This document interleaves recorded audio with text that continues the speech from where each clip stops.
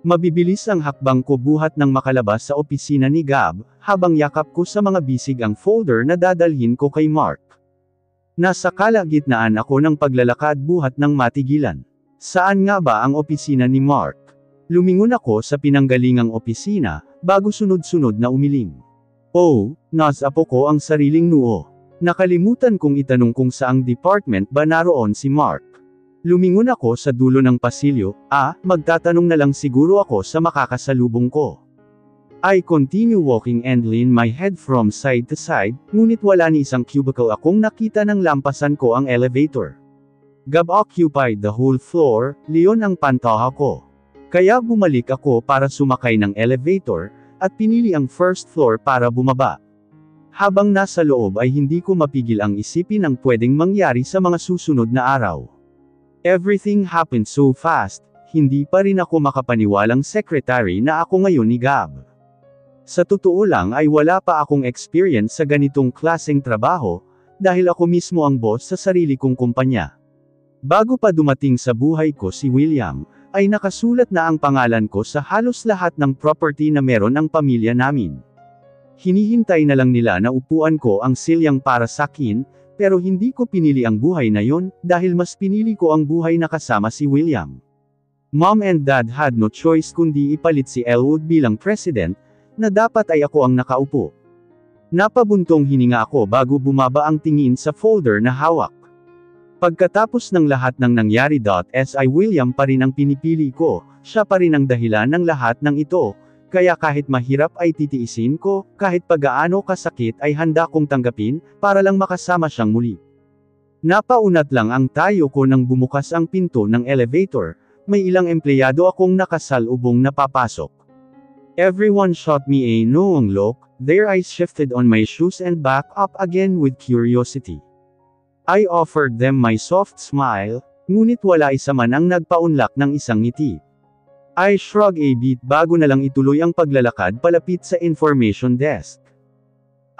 Excuse me, I delightfully said to a woman in front the table.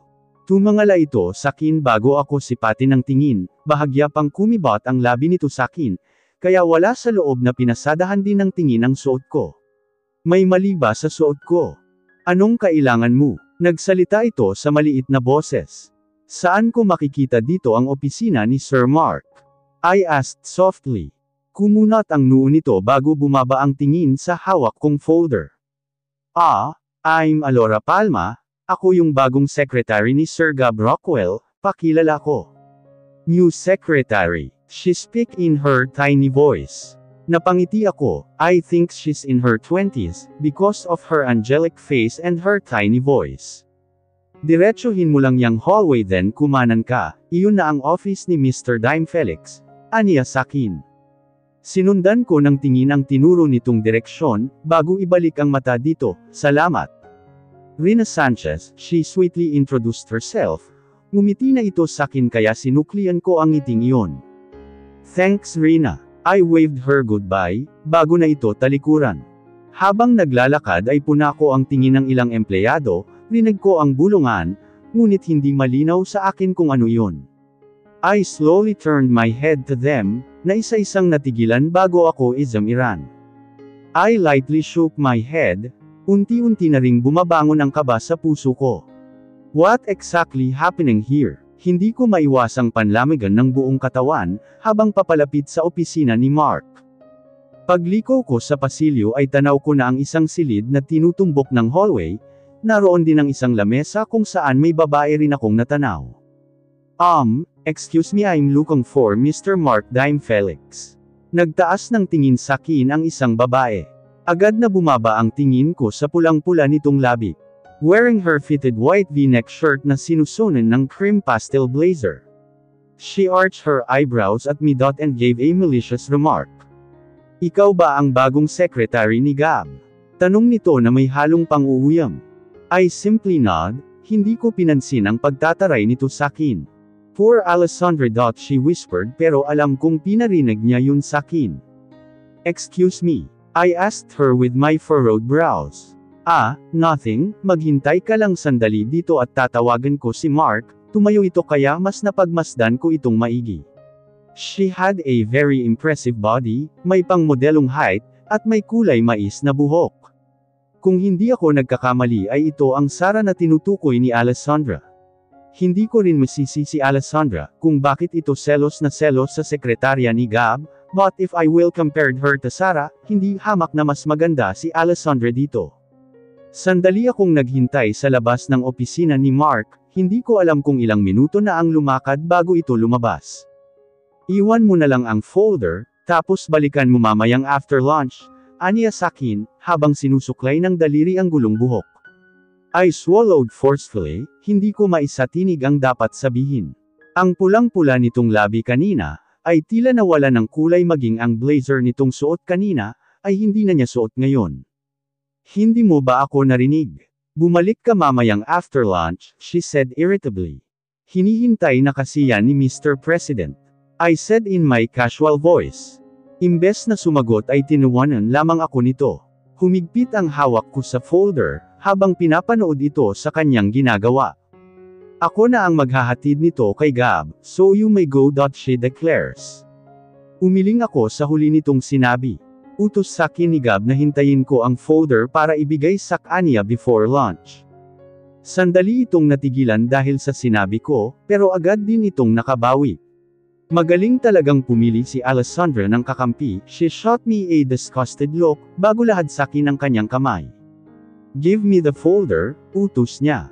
Sandali ko munang itong tinitigan bago ko iabot ang folder dito, na siyang naglakad pabalik sa loob. Nang mawala ito sa paningin ko, ay doon ko lamang napansin na may silya pala sa tabi ko. Walang lakas akong naupo doon bago ilinggap ang mga mata sa paligid.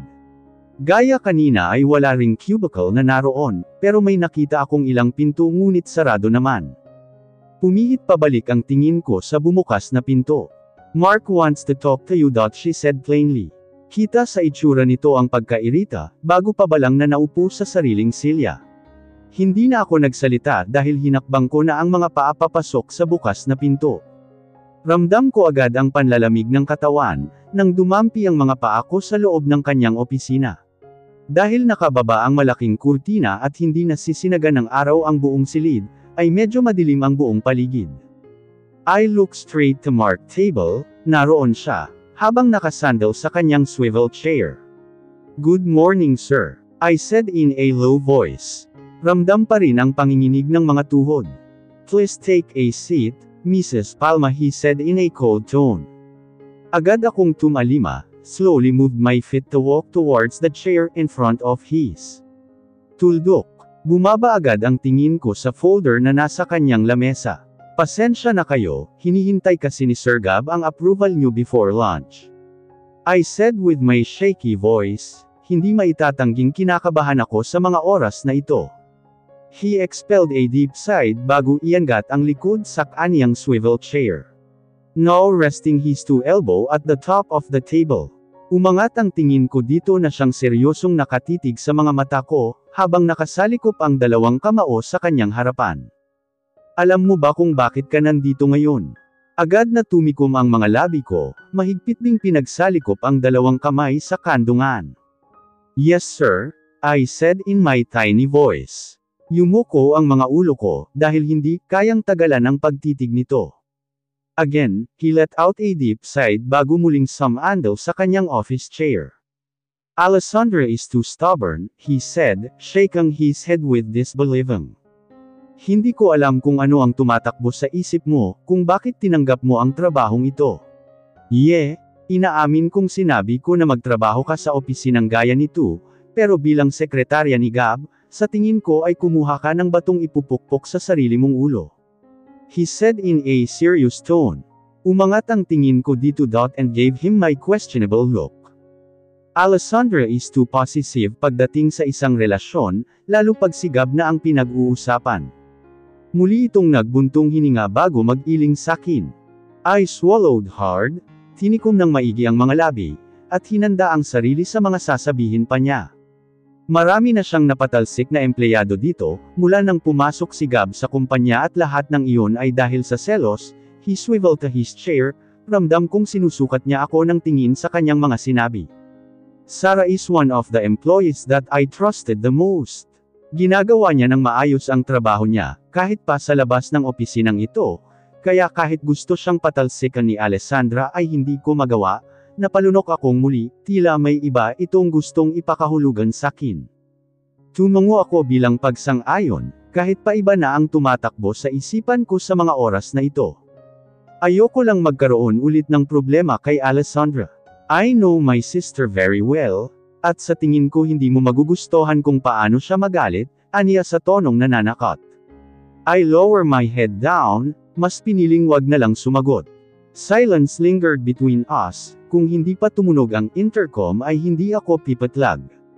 Yes, Sarah, Mark told her over the phone.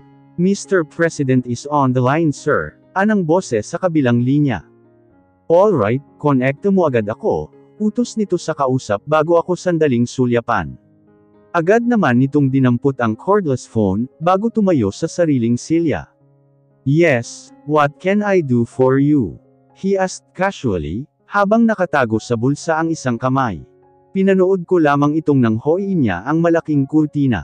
Dahilan para bahagyang magliwanag ang buong opisina. Yes, she's still in my office. He turned his head to my direction then shrugged a bit. Sige, babasahin ko na agad. Aniya pa bago ibaba ang tawag, at naglakad pabalik sa sarili niyang silya. Marami pa tayong dapat pag-usapan, but for the meantime, let's get back to work. Habang pabalik sa opisina ni Gab ay hindi ko mapigil ang isipin ang mga sinabi ni Mark. Kasabay nun ay ang ibayong kaba na unti-unti kumakain sakin. Hindi malayong pagselosan din ako ni Alessandra pag nagkataon, at kung mangyari man ang bagay na iyon, handa ba akong harapin ang galit niya? Sunod-sunod ang naging pag-iling ko, habang wala sa sariling narating ang elevator. I waited for a few seconds, bago bumukas ang pinto. I awkwardly stepped back nang isa-isang lumabas mula sa pinto ang ilang empleyado. Hindi na ako na-sorpresa sa tinging ipinukol nila sakin, unti-unti na ring nabubuo sa isip ko kung bakit hindi ko ramdam na welcome ako sa lugar na ito. It's because Alessandra, marahil ay iniisip ng lahat na hindi naman ako magtatagal sa trabahong ito, gaya ng ginagawa niya sa mga sekretarya ni Gab. So they decided to distance themselves to me. Ngunit isinantabi ko ang pantehang iyon, bagkus ay nilakapan ng magiliw ng ngiti ang bawat isa, even if they're not smiling back. Pinuno ko muna ng hangin sa dibdib ko bago pumasok sa loob, may ilang sumabay sakin na pamwesto mismo sa likuran ko. Alam ko rin na minamasdan nila ang kabuoan ko mula sa aking likuran, maging ang bulong-bulungan ng mga ito na sadya kong naririnig. 1 week, 3 days is long enough, para mapatalsik yan dito. Someone's whispering behind my back. Pastahan tayo, bukas lang magre-resign na yan, bulong pa ng isa na mula naman sa aking kanan. I lightly shook my head with disbelief, pinagpasalamat ko na nasa 5th floor lang ang opisina ni Gab, kaya wala nang dahilan para magtagal pa ako doon, at marinig kung paano nila pagpastahan kung hanggang kailan ba ako tatagal dito. Ilang pagkatok ang ginawad ko sa pinto, ngunit walang sumasagot, kaya napagpasyahan kong pihitin pabukas ang pinto na hindi naman nakasara. Sir. My eyes wandered around, wala ito sa kanyang working table, maging sa chaise lounger na naroon. Lumanggap pa ako at nilingon ang pintong sarado sa aking gawing kanan. Sir Gab, muli kong tawag dito, ngunit wala pa ring sumasagot. Marahil ay lumabas ito sandali, kaya pinasya ko na lang iwan sa kanyang table ang folder, ngunit naaga ng pansin ko ang picture frame na nasa mismong table nito. Dala ng kuryosidad ay marahan ko iyong dinampot. My heart raced painfully, masasabi kong perpekto ang kuha nila sa litratong yun.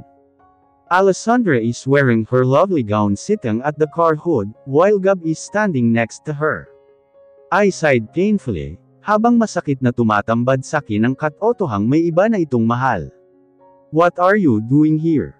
Agad kong binaba ang litrato, at humarap sa gawin ni Gab, hindi ko napigil ang mapalunok sa ayos nito. He is wearing a casual t-shirt and black trouser. The tips of his dark hair were wet on his forehead, halatang bagong paligo lamang ito, dahil sa basang buhok na tuwalya na nasa kanyang balikat. I just bring back the folder, wala ka kasi kaya pumasok na ako. I said confusingly. Imbes na sumagot ay bumaba ang tingin nito sa picture frame na kanina'y hawak ko. Napasinghap ako dahil sa mabangong amoy na hatid ng kanyang shower gel sa aking ilong. I bit my lips secretively, bago ibalik ang mga tingin dito. He is now looking at me with his dark sharpened eyes. May iuutos pa ba kayo sir? I said in my shaky voice. Nagpa-deliver ako ng lunch, pakihintay mo sa labas, utos niya bago humakbang palapit sa sariling lamesa. Tumango ako dito at inumpisahan ng ihakbang ang mga paa palabas ng kanyang opisina. Nang ilapat ko posara ang pinto, ay doon lamang ako nakahinga ng normal. Sapo ang dalawang ulong na upo ako sa sariling silya, at doon pinahupa ang sarili. I wanted to get rid of these lies, I'm tired of all this. I want my husband back. I want him so bad. Hindi ko na napigilan ang pagbalong ng mga luha, I cried silently, dahil iyon na lang ang kaya kong gawin pag hindi ko na kaya ang sakit. Excuse me ma'am. Umangat ang tingin ko sa delivery boy na nasa aking harapan. Pasimple ko rin pinahid ang mga luha sa aking pisngi bago magngiti dito. Yes, sagot ko nang makabawi. Deliver po for Mr. Gab Rockwell. Aniya habang binabasa ang hawak na note. Tumayo ako para isest ito, ako na rin ang nag-receive ng pagkain, dahil bayad naman na daw ito. Sir, nandito na po yung pina-deliver ninyong lunch, pagbibigay alam ko dito mula sa intercom. Ipasok mo na dito, utos niya bago ibaba ang tawag. Inayos ko muna ang sarili, bago pagpasyahang dalhin dito ang pagkain. Kumatok ako bago itulak pabukas ang malaking pinto. Naabutan ko itong nakaupo sa chaise lounge habang nakaharap sa kanyang laptop. Here's your food sir, I softly said at buong tapang na nilapag iyon sa lamesita. Palihim ko itong sinulyapan na ngayon ay nakapang-office attire. Isinara nito ang laptop and lit up his head at me. Join me, he said with authority. Hindi ako nakagalaw dala ng pagkamangha sa kanyang sinabi. Tama ba ang narinig ko? Inaaya niya akong mag-lunch kami ng sabay. Pinanood ko lamang itong ilabas sa paper bags, ang dalawang bento box na kanyang in-order. Dahil hindi pa rin ako natitinag sa pagkakatayo kaya tumangala ito sakin. Do you hear what I said? I blinked my eyes surprisingly. Ayos lang ako. Enjoy your food sir, pagtanggi kong sinabi. He let out a sigh and leaning against the couch. Just sit here and join me, ulit nito. Bumaba ang tingin ko sa bento box na nasa tabi lang ng kanya. Ibig sabihin ay uupo ako sa tabi nito kung sakali. Hindi na sir. I clasped my hand tightly in front of me, ramdam na ang pamumula ng dalawang pisngi. I order you to sit here and join me for a lunch. His eyes darkened and stared me for a few more bits. Hindi ko nagawa pang tanggihan ito, dahil binuksan na rin niya ang pagkain na para sakin. I slowly moved my feet towards the couch and sit beside him. My heart raced erratically, ramdam ko rin ang panginginig ng mga kamay dahil sa nervyos. Relax, kakain ka lang naman kasabay ko, he chuckled, lips twisted wryly. I froze in my seat, halos ilubog ang buong likod sa pagkakasandal. Hiyang-hiya ako sa kanyang sinabi. Do I really look nervous? Hindi ko alam kung paano ko nalulunok ang pagkaing sinusubaw ko. I could feel the heat rushed up on my booth cheek pag aksidenteng nagdidikit ang aming mga braso. Hindi sapat ang pag-inom ng tubig, para ibsan ang patuloy na pagkabog ng aking puso. Minabuti kong ibaling ang pansin sa kinakain. The food is good with 3 different meals inside, like pork, seafoods and vegetables. I decided to set aside the carrots out of the box, dahil bukod tanging ito lang ang hindi ko kinakain sa lahat ng gulay. Ramdam ko ang pagsulyap nito sa aking ginagawa. Carrots is good for your eyes, why don't you eat them? I lightly shook my head. Hindi ko gusto ang lasa, I answered casually. Just try a bit. It's nutritious, he told me, matapos ay tinusok ng tinidor ang carrots na nasa kanyang bento box, at inilapit sa akin.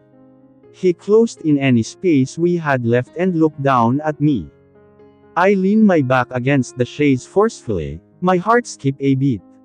I can't breathe and rapidly looked away from him. Kung alam ko lang na ganito ang mangyayari, sana ay kinain ko na lang ang carrots kahit hindi ko gusto. Come on, have some, he is now ordered me. Napalunok ako dahil kung hindi niya ako uutusan, ay hindi ko yun siguradong gagawin. Okay, I mumbled after a moment. Sinubo ko ang carrots, hindi ko napigil ang mapangiwi dahil sa lasa. Matigas ito, hindi kagaya ng ilang gulay na pagluto na ay lumalambot, habang ito ay parang hilaw pa rin pag ninuya, hindi ko man gusto ay pikit mata ko iyon nilunok. How was it going? He asked me gently. It's weird. Pag-amin ko. Ignored the tingling feeling in my stomach. He chuckled in a way that melted my heart, nakangiti ko itong pinanood. I just realized how I missed to hear that carefree laugh. He stopped laughing, gaze dropped and lingered on my lush lips. Ang isang braso ay nakalapat sa aking sandalan. Ngayon ko lang napansin na tapos na pala itong kumain, habang ako ay hindi pa nakakalahati. Just continue your food, aniya sakin kapag daka. Umayos ito ng upo at binuksan ang kanyang laptop. My heart accelerated by our closeness, hindi ko na nagawa pang ituloy ang pagkain. I tried to move away but I froze in my seat. Ilang paglunok ang tinangka kong gawin para makaahon, pero tila lunod na ako sa kaba at sensasyong hatid niya sa aking buong sistema. You, alright? He asked without looking at me. My head nodded. Babalik na ako sa trabaho. Salamat sa free lunch sir, sa wakas ay naisatinig ko. He checked his watch and shook his head at the time. Maaga pa, you still have 30 minutes to finish your food, he said slowly while his full attention is at the monitor. I smiled. No, thanks but I'm full, my lips said at hinanda na ang sarili sa pagtayo. Just do what I say, finish your food and I'll let you out of this office on time, he said seriously. The smile on my face instantly vanished. I looked up at him in the eye with my furrowed brows. Gusto kong humingi ng paliwanag, kung bakit niya kailangan gawin ito sa akin. Alam kong hindi ako ganun ka-espesyal sa kanya, pero sa pinapakita niya, parang gusto kong umasang may patutunguhan ang lahat ng ito. Don't look at me like that. His lips tightened. Sumandal itong muli sa sofa while crossing his two arms against his chest. I mentally sighed. Gab, alam mong mali ito. Una, hindi mo ako dapat kasama sa pagkain. Wala akong nakikitang masama sa ginagawa natin, we're actually eating lunch together. Like what we used to do at my house, he mockingly say. I ruling my hair frustratedly. How about the kiss? I bravely said. And gazed at him with so much confusion. Instead of answering, he scrubbed his two stubble jaw like he used to do and mocked innocently. Si Alessandra, ayokong magkaroon ng problema sa kanya. Ayokong dumating ang oras na pati ako pagselosan niya. I swallowed hard when he adjusting his tie uncomfortably. Dahil hindi ito sumagot kaya pinasya ko ng tumayo, ngunit mariin niya hinawakan ang aking palapulsohan para pigilan. Marahas akong pabaling dito na puno ng pagtatanong ang mga mata. Akala ko wala lang sa iyo ang halik na yun. He said sarcastically. Agad na nag-init ang dalawang pisngi ko sa galit, at marahas na piniksi ang kamay niya sa akin. He hitched an eyebrows at mine, and gave me a steadying gaze. I'm sorry Mr. Rockwell, pero hindi ako kagaya ng mga babaeng pwede mong paglaruan ng basta-basta. Bakit hindi mo na lang kasi aminin sa asawa mo, na hindi ka loyal sa kanya at tama ang lahat ng binibintang niya sa iyo? That you're having an affair with your secretary. You are my secretary? He clarified. Words were soft and gentle. My eyes shut open, natigilan ako sa kanyang sinabi. Kumibot ang labi ko para magsalita, ngunit walang lumabas mula dito. He laughed and scratched his hair sexily. Look, we haven't yet do anything except with the plain kiss. Plain kiss. I spat angrily. I think I dropped my mouth in shock. Hindi ko lubos maisip kung paano niya ito nasasabi sa harapan ko. Napasandal ako ng anong diin sa sofa, dahil sa biglaan nitong pagyukod, habang ang isang kamay ay nasa aking sandalan. I watched his sudden seriousness, and hearing a heavy breath. Pwede kong gawin ang sinasabi mo, kahit ang binibintang sa akin ni Alessandra na walang kahirap-hirap, kahit kay Sarah o kahit kanino mang empleyado dito, he whispered in my ear. I love my wife so much. hindi ko kayang gawin ang binibintang niya sa akin. But, he paused, and shut his eyes firmly, trying to think of something to say. Just never mind, you can go back to work, he said in a husky voice, before he pulled away.